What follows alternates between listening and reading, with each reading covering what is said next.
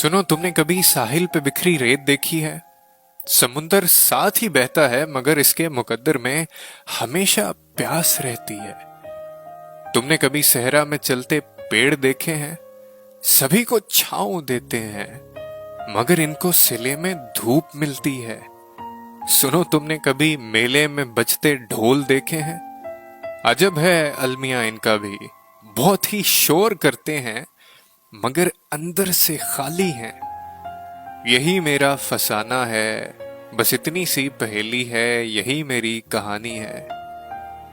मैं भी उस रेत के जैसा, मैं भी उस समुंदर जैसा, मैं भी उस पेड़ के जैसा, मैं भी उस ढोल के जैसा। इतनी मेरी कहानी है, यही मेरा फसाना है, इतनी सी पहेली है। मुझे तुमसे मिली अपनी अदा